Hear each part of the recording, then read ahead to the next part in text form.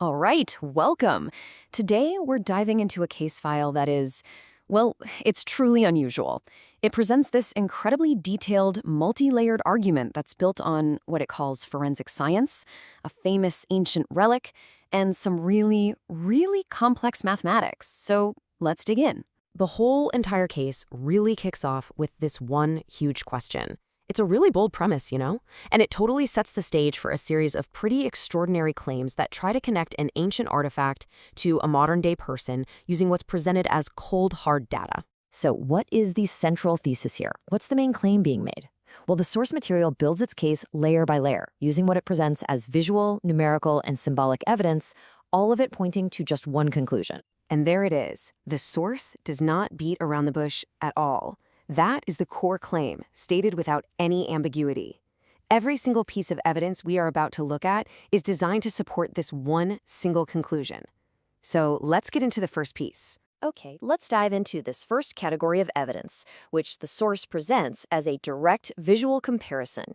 The analysis frames this whole thing as a forensic-style examination of two faces, one belonging to Alex E. Campaign, and the other, of course, the famous image from the Shroud of Turin. Now, to really understand the analysis they're doing, you first need to know this key term from craniofacial science, leptoprosopic.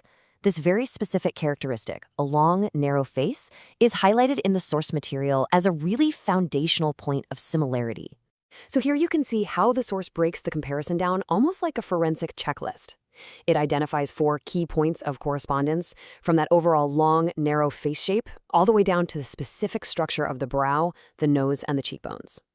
The argument here isn't just that they look kind of similar.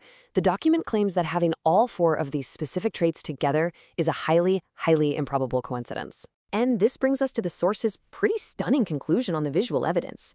Based strictly on the observable macro-level features that are visible in the negative images, and excluding any data that can't be obtained, the analysis concludes the structural identity is a perfect match. All right, so we've looked at the visual evidence. Now we pivot from the face to the numbers.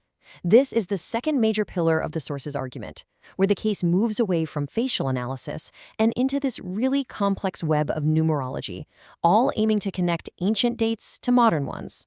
Now, to follow these next few slides, we've got to understand the main mathematical technique that's being used. It's called the digital root. It's basically a way of boiling down large, complex numbers into a single symbolic digit. Okay, I know this looks like a wall of numbers, but stick with me, let's break it down. What the source is doing is taking numbers derived from the crucifixion and resurrection dates.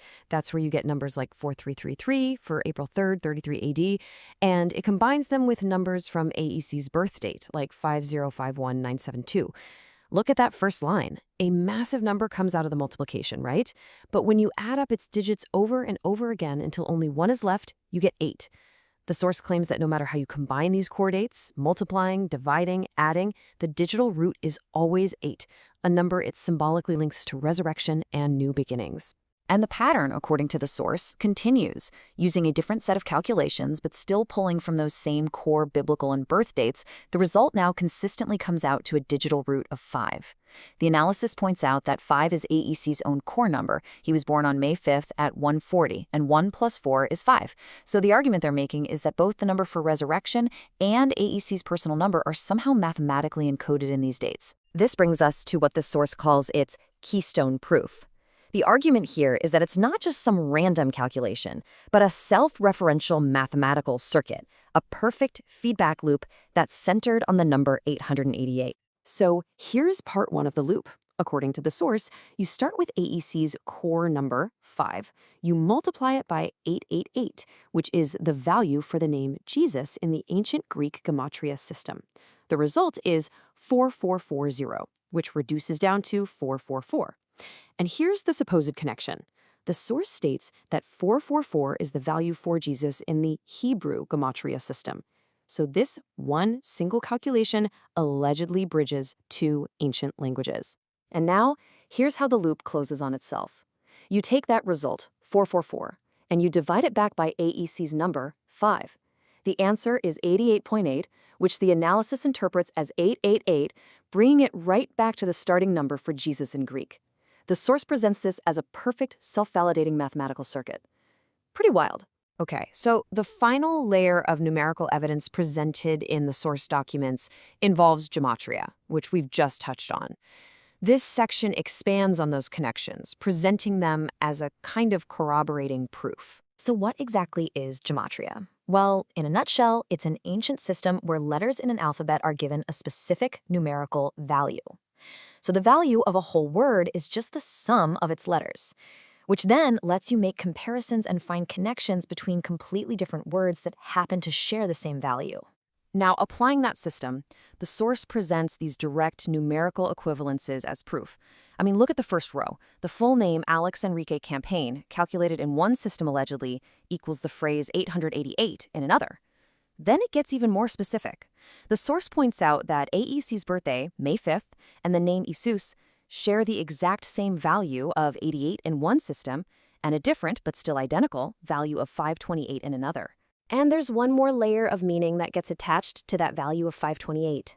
This source document connects it to the 528 Hz frequency, which is often called the love frequency. And by doing that, they link AEC's birth date not just to a name, but to this whole concept of a divine harmonic love. So let's try to synthesize all of these different points. The source takes these disparate threads, the facial morphology, the digital roots, that feedback loop, and the gematria, and it weaves them all together into one single overarching conclusion. So, the crucial point here is really how the case is structured. It begins with what is presented as objective visual proof, something you can see with your own eyes. It then builds on that with these layered mathematical proofs, the consistent patterns of the digital roots, the keystone proof of that self-validating loop, and then finally the corroborating proof from cross-language gematria. And this quote delivers the source's final conclusion. It presents Alec Enrique Campaign as the axiom nexus bridge, which is a very fancy way of saying he's the single foundational point where all of these different lines of evidence are claimed to converge, turning this web of data into what the source calls a single, undeniable truth. So, after walking through this incredibly detailed case, we're left with a question, right? Is this evidence of a divine plan? Is it just an extraordinary series of coincidences? Or is it a powerful example of our own mind's incredible ability to find patterns in the world around us? The source has presented its case. The conclusion? Well, that's up to you.